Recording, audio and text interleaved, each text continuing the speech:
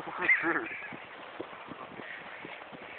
is what it has gotten down to. Me and Charlie have been here for about 2 days.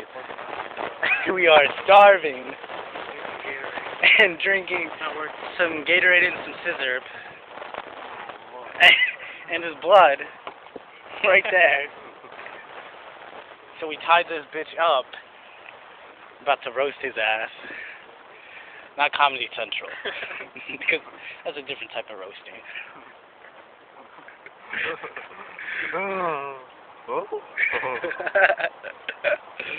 Oh, we're gonna eat you.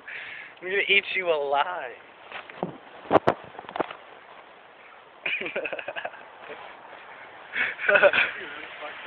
What?